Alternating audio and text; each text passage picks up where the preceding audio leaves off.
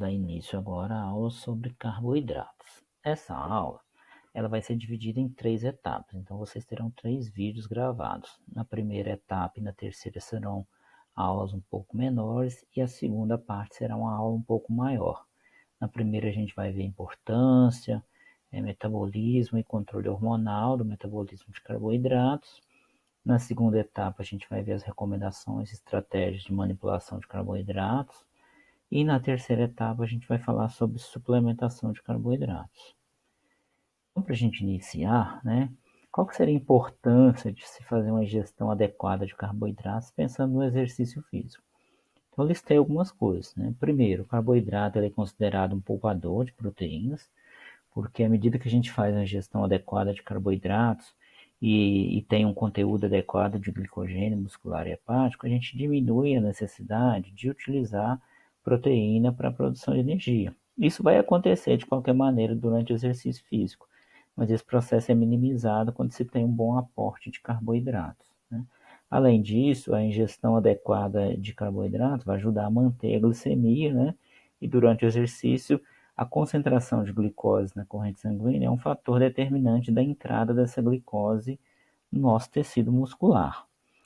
Além disso, o carboidrato é o principal combustível em exercícios de alta intensidade. Então, para se fazer exercícios com intensidade mais elevadas, é fundamental que se tenha um estoque adequado de carboidrato e que se abasteça o músculo também com carboidrato. E ele é o substrato energético mais versátil que a gente tem, porque ele pode ser utilizado tanto em exercícios de alta intensidade, curta duração, quanto em exercícios mais longos, né? Ele atua no metabolismo aeróbio e anaeróbio, no anaeróbio por meio da glicólise lática e no aeróbio por meio da glicólise alática, né? Ou glicólise aeróbia, onde o piruvato entra na mitocôndria, é convertido em acetilcoenzima A e passa pelo ciclo de Krebs, depois cadeia transportadora de elétrons. E essa injeção adequada também ela é fundamental para que haja uma reposição adequada de glicogênio muscular e hepático que foi consumido durante o exercício físico. Por outro lado, se a gente faz uma ingestão inadequada de carboidrato, o que vai acontecer? A gente começa a ter o risco de aumentar a redução da massa magra, né, de ter uma depressão de massa magra devido a uma maior utilização de proteínas como fonte de energia. Normalmente a gente começa a ter uma depressão crônica de carboidrato, de glicogênio muscular e hepático. Por que depressão crônica? O sujeito vai lá, faz um treino hoje, depleta em algum grau o seu glicogênio, tá? E aí ele não faz uma boa reposição de carboidrato, né, no período de recuperação. Quando ele vai treinar amanhã novamente, ele já vai iniciar o treino de amanhã com menos glicogênio do que ele tinha no dia anterior. Por quê? Porque a ingestão de carboidrato está baixa, ele não conseguiu repor todo o glicogênio. E aí ele vai, faz mais um treino, depleta mais o glicogênio, e isso sucessivamente vai gerando uma depressão crônica de glicogênio, o que fatalmente vai prejudicar a capacidade dele de realizar exercício. Por isso, ele pode ter aí uma fadiga, começar a ter fadiga precoce durante o treino, que caracteriza aí uma perda de rendimento físico. A relação entre carboidrato e a tolerância ao exercício ela já é sabida desde muito tempo. Esse estudo aí da década de 60 mostrou que a quantidade de carboidrato que se ingeria na dieta influencia o conteúdo de glicogênio muscular e, consequentemente, a tolerância ao exercício. Aqui a gente tem um grupo de sujeitos que fizeram exercício no ciclo ergômetro a 75% do VO2 máximo até exaustão. As bolinhas azuis representam os sujeitos que fizeram durante 3 dias uma dieta pobre em carboidratos, né? Cerca de 10% de carboidratos. A gente observa aqui, ó, pelo eixo do X, onde está a concentração de glicogênio muscular, que esses indivíduos, depois de fazer essa dieta pobre em carboidrato, tinham pouco glicogênio no músculo e conseguiram fazer o exercício naquela intensidade programada por, em média, 59 minutos. Num segundo momento, eles fizeram o exercício utilizando a dieta mista, que era mais ou menos a dieta habitual deles, em torno de 50% de carboidratos. E a gente já vê com essa dieta mais rica em carboidratos que a concentração de glicogênio muscular já fica bem maior e a tolerância ao exercício também aumenta. Eles passaram a conseguir fazer, em média, 126 minutos de exercício. E na terceira etapa, onde está a bolinha verde, aí foi uma dieta rica em carboidrato, mais ou menos 70% de carboidrato, e esses sujeitos, então, aumentaram o conteúdo de glicogênio muscular, né? E tiveram a tolerância ainda maior ao exercício, conseguindo permanecer no exercício por cerca de 189 minutos. Isso é a média, né? Há uma variação individual que é natural. Então, mostra claramente uma relação entre a injeção de carboidrato, concentração de glicogênio muscular e tolerância ao exercício físico. Então, de modo geral, a gente tem dois fatores que interferem diretamente na participação dos carboidratos como fonte de energia, né? Um é a intensidade. Quanto maior for a intensidade do exercício, maior é a participação de carboidrato, tá? E o outro é a duração. Quanto maior for a duração, a partir de um certo tempo, a participação de carboidrato como fonte de energia tende a reduzir e assim aumentar de lipídios. Por quê? Porque as reservas de carboidratos elas são limitadas. Então, se o sujeito vai fazer 5, 6, 10 horas de exercício continuamente, a partir de 2, 3 horas, provavelmente as reservas de glicogênio dele, dependendo da intensidade do exercício, vão estar bastante baixas já. E aí, naturalmente, você tem que suprir a demanda energética do exercício a partir de gordura, né? O carboidrato continua contribuindo, tá? Mas a participação dele passa a ser um pouco menor. É óbvio, né, que em provas longas existe uma recomendação clara de fazer reposição de carboidrato para exatamente poupar um pouco do glicogênio. O glicogênio hepático é o mais poupado, mas para permitir que o sujeito permaneça mais longo prazo no exercício físico. Você pode até pensar assim, mas tudo bem, diminuiu a participação do carboidrato e agora eu estou sustentando o exercício predominantemente às custas do lipídio. Isso pode ser até bom porque eu consigo perder gordura, tudo bem. Mas quando a gente pensa em competição, principalmente, né, a gente está falando de coisas longas, né, acima de 3 horas pelo menos. Quando a gente pensa em competição, o sujeito quer tentar o melhor resultado possível. E para isso ele tem que cumprir lá uma determinada, né, trajeto, se for uma corrida, por exemplo, no menor tempo possível. E quando você começa a ter que fazer o esforço físico, principalmente a partir da gordura, você tem uma limitação na intensidade que você consegue imprimir nesse exercício. Então, se eu começo a usar mais gordura, eu acabo trabalhando em intensidades menores, o que pode prejudicar o rendimento físico. Por isso, em exercícios longos, recomenda-se fortemente a reposição de carboidratos durante o exercício. Nesse gráfico aqui, a gente vê o exercício físico em 3 situações de intensidade diferentes. E mostrando aqui também o substrato energético utilizado em cada etapa, tá? Em cada intensidade. A gente tem a 25% do VO2 máximo, depois a 65% e depois a 85%. O que a gente observa? 25% do VO2 máximo, a contribuição de carboidrato é muito pequena. De acordo com esses dados desses autores aí, ó, seria 13% da energia vindo do carboidrato e 87% vindo do lipídio. Por quê? Porque o exercício, a intensidade é muito baixa, a demanda energética também é baixa. Então dá tempo de pegar a gordura, hidrolisar, oxidar e produzir ATP a partir dela. Quando a gente sobe aí para 65%, que já está mais ou menos naquela zona de Fat Max, a gente já vê que muda completamente a configuração. A participação de carboidrato e lipídio agora, como fornecedores de energia, está mais ou menos equiparada, né? Mais ou menos meio a meio. Então a gente vê que há uma mudança importante. E quando a gente aumenta mais ainda a intensidade, a gente vê mais ainda a participação do carboidrato. Agora, em 85%, a gente tem 70% vindo do carboidrato e 30% vindo do lipídio. Então, é importante, em qualquer intensidade, você tem os dois substratos atuando. O que a gente vai ver é predominância de um ou outro dependendo da intensidade. E um detalhe importante aqui também observar, quando a gente olha aqui para a intensidade de 85%, é que 60% da energia está vindo do glicogênio muscular. Então, usa-se a glicose do sangue e a glicose que está dentro do músculo, que é o glicogênio muscular. Quanto mais intenso, mais eu preciso de usar a reserva interna do músculo. Por quê? Porque já está lá dentro do músculo, é mais rápido para utilizar do que a glicose que vem do sangue. Então, claramente a gente observa isso, aumentando a intensidade, aumenta a participação do carboidrato e diminui a do lipídio. Isso na literatura é consenso. Há só variação entre autores de percentuais, mas que esse raciocínio ele é consenso, todos os autores concordam com ele, tá? Aqui a gente vê nesse outro gráfico a influência do tempo de exercício no substrato energético utilizado. Então a gente já viu um pouco disso. Então o que, que a gente observa aqui? Na parte inferior do gráfico, está mostrando-se um exercício por 6 horas, contínuo, né?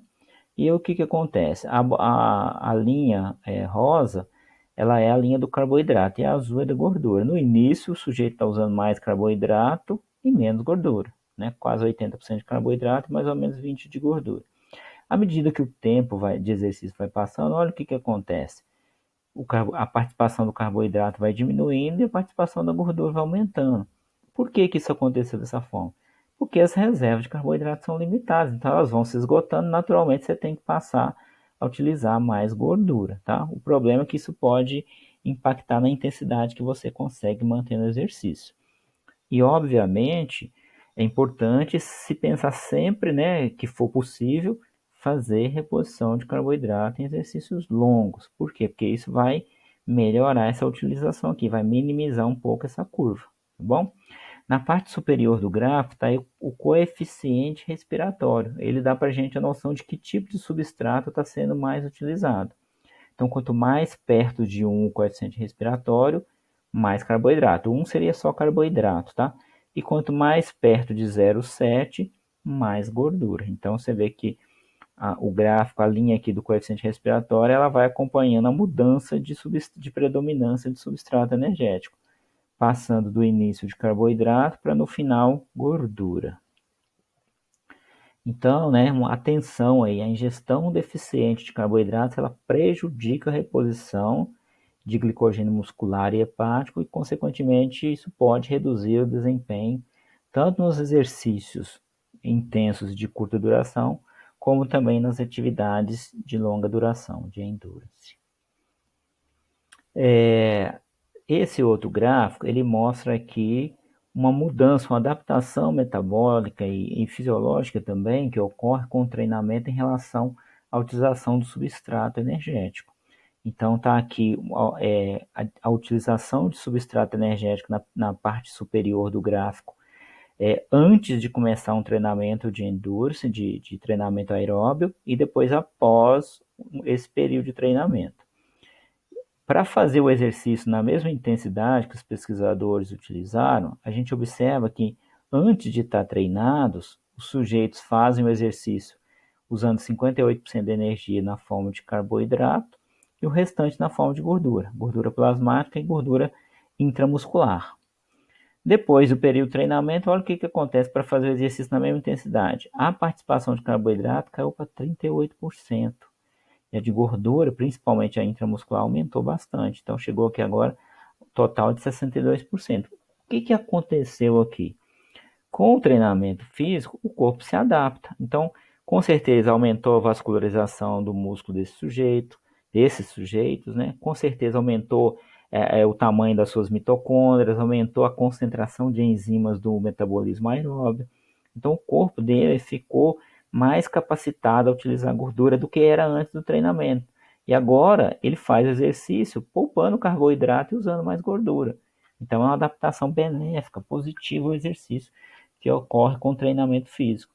É importante, inclusive, né, orientar as pessoas para fazer treinamento regular, pessoas que estão com sobrepeso, obesidade e que querem emagrecer, porque o exercício físico, além de promover o gasto de energia, que ajuda a criar o déficit calórico negativo, ele também melhora, né, a capacidade do corpo de usar a gordura como fonte de energia, o que também contribui para o emagrecimento.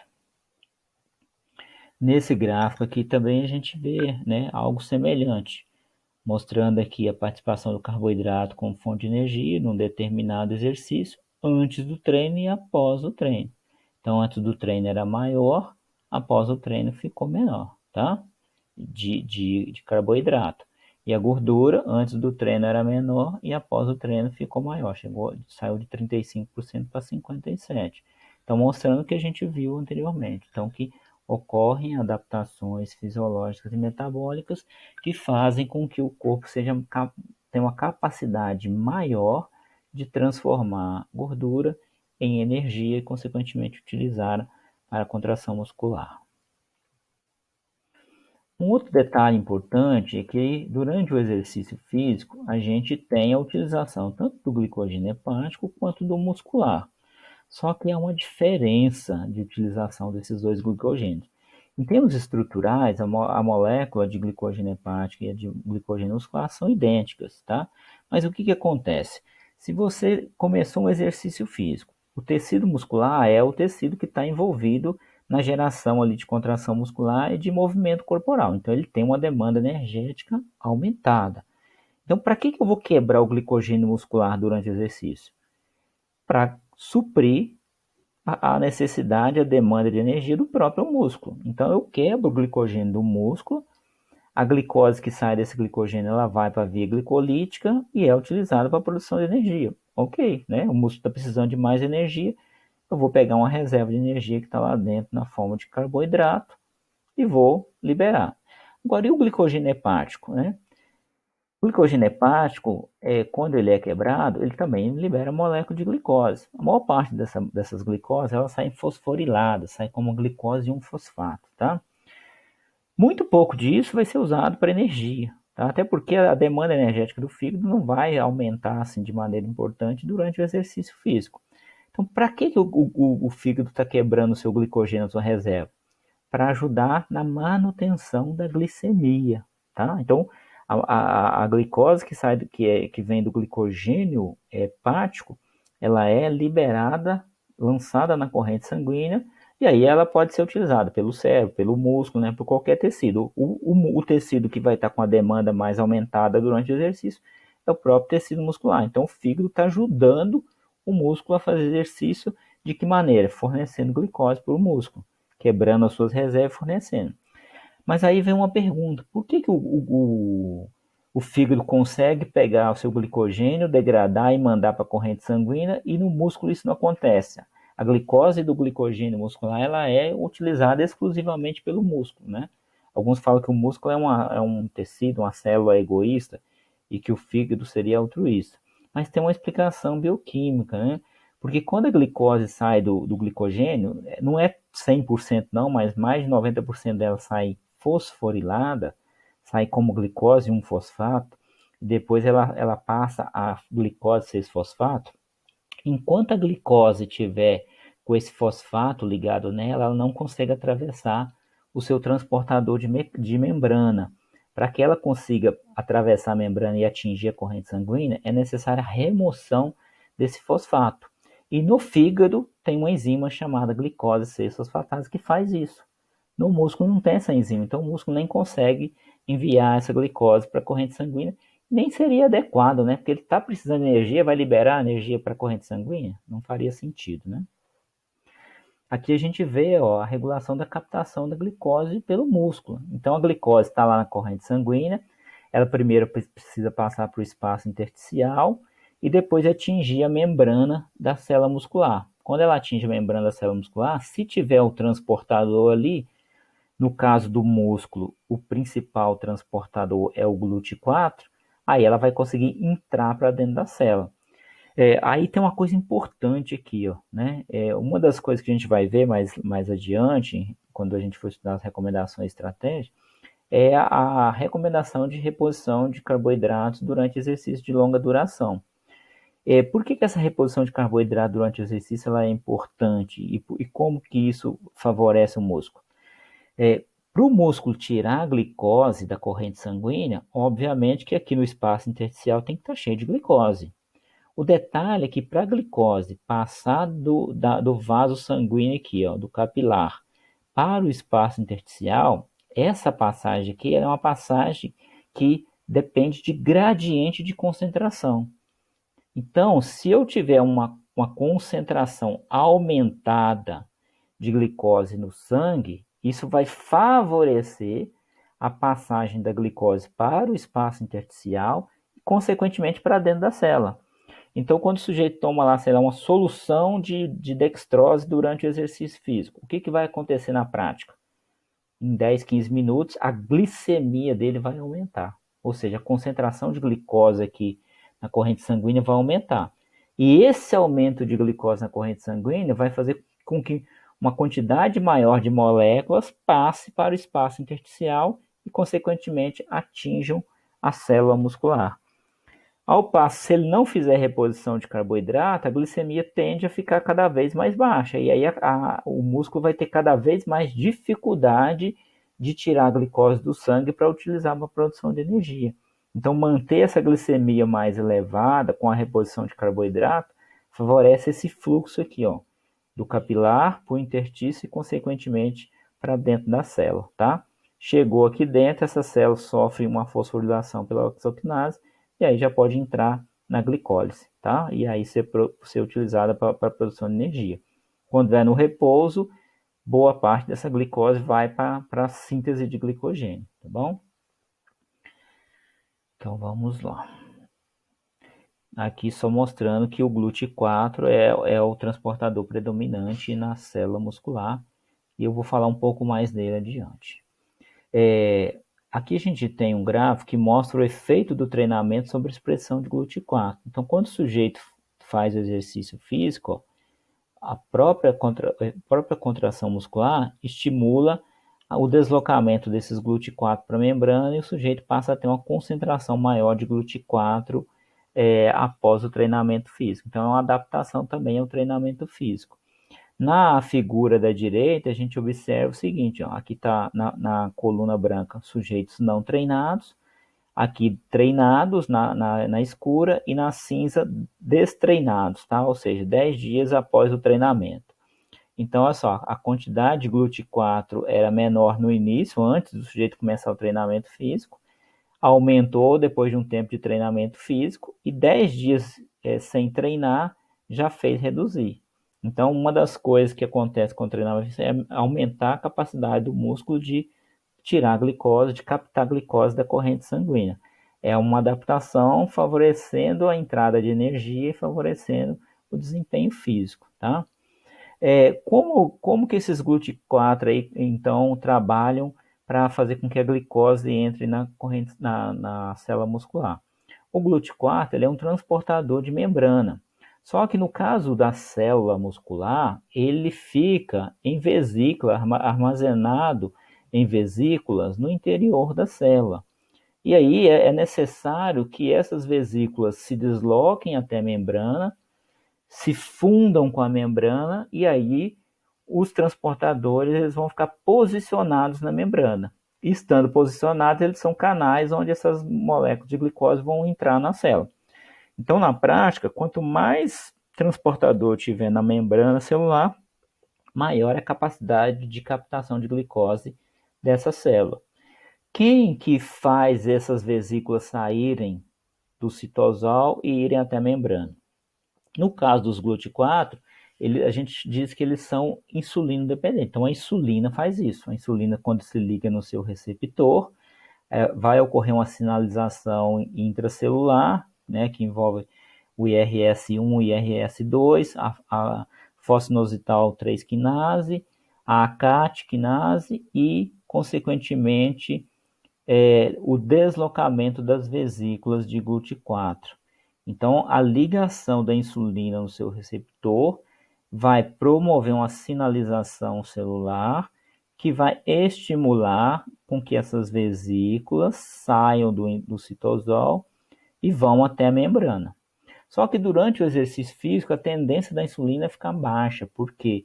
Porque a liberação de adrenalina suprime a secreção de insulina lá no pâncreas, tá? E aí a gente tem um mecanismo alternativo.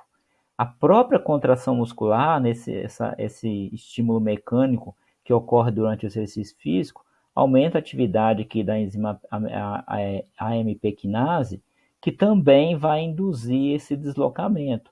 Então, mesmo sem ter uma grande quantidade de insulina durante o exercício físico, o deslocamento das vesículas de GLUT4 para a membrana vai ocorrer. Então, quando o sujeito encerra o exercício físico, ele vai estar com a concentração maior de transportadores na membrana da célula muscular. Isso independente da ação da insulina. E é curioso, tem estudos que mostram, por exemplo, que você dá uma reposição de carboidrato, a glicemia sobe, mas a insulinemia não sobe durante o exercício físico, por causa dessa supressão induzida pela adrenalina, tá? Mas aí o músculo não está tão dependente da insulina durante o exercício físico. Por quê? Porque um mecanismo alternativo promove a mesma ação, que é de promover o deslocamento das vesículas de GLUT4 para a membrana. E aí o sujeito tem uma captação melhorada de glicose durante o exercício físico, e isso permanece por um tempo após o exercício físico, tá? Em relação ao controle hormonal, então, a gente tem aqui dois hormônios, né? Três hormônios são importantes. Primeiro, a insulina, que é um hormônio anabólico, né? E que tem ações diretas no metabolismo de carboidratos. O que a insulina vai fazer no músculo? Ela vai aumentar a captação de glicose, então a gente viu ali, ela se liga no seu receptor e promove a sinalização celular, que estimula o deslocamento das vesículas de GLUT4 até a membrana. Ela também estimula a glicogênese. O que é glicogênese? A síntese de glicogênio, tá? Aqui está falando de aminoácidos, mas eu vou me ater só aos carboidratos aqui. Então a insulina estimula no músculo captação de glicose, entrada de glicose para dentro da célula e glicogênese, síntese de glicogênio. Qual que é o momento normalmente que a gente libera muita insulina? Pós-refeição. Então, se a gente almoçou, por exemplo, fez uma refeição maior, aumenta a glicemia, aumenta a insulina. O sujeito está em repouso, é o momento perfeito para fazer a glicose entrar no músculo e produzir glicogênio, tá?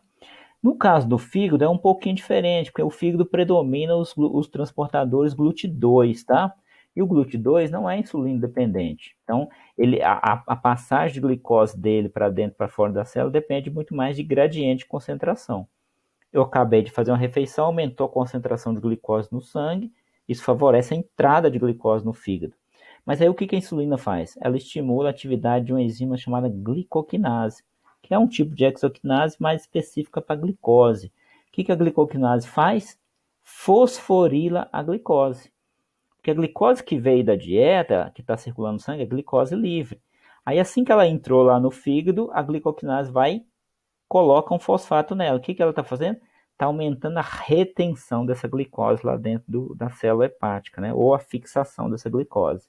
Então a insulina aqui, ela não está aumentando a captação de glicose, mas está aumentando a retenção da glicose. E da mesma maneira, ela estimula no fígado a glicogênese, a síntese de glicogênio. Aqui embaixo a gente tem essa reação, né? A glicose, depois que entrou, ela é fosforilada pela glicoquinase ou a exoquinase. A glicoquinase é uma exoquinase, tá? E formando a glicose 6-fosfato e a glicose fica fixa lá dentro, então. Do outro lado, na contrarregulação, a gente tem o glucagon e a adrenalina, tá? O glucagon é um contrarregulador clássico da insulina, também produzido lá no fígado. Então, o glucagon, se a insulina é liberada em um momento que tem muito carboidrato, muita glicose no sangue, e vai estimular que o corpo tire essa glicose da corrente sanguínea e guarde na forma de glicogênio, o glucagon já é o contrário, ele vai ser liberado com a redução da glicemia, né? Então a gente tem o glucagon sendo liberado com qual função? Tentar repor ou manter essa glicemia de modo que ela não abaixe demais, o sujeito entre em hipoglicemia. O que ele vai fazer lá no fígado? Se ele precisa de repor a glicemia, ele tem que começar a gastar as reservas. Então ele vai estimular a glicogenólise hepática, tá? Só que ao mesmo tempo, além de estimular a glicogenólise hepática, que é pegar o glicogênio, degradar e liberar a glicose para a corrente sanguínea para manter a glicemia, também é estimulado a gliconeogênese, tá? Que é a síntese de glicose a partir de outros substratos. Quais são os substratos utilizados? O próprio lactato, aminoácidos e glicerol vindo lá do metabolismo lipídico. Então, o glucagon está atuando aqui no sentido de repor a glicemia.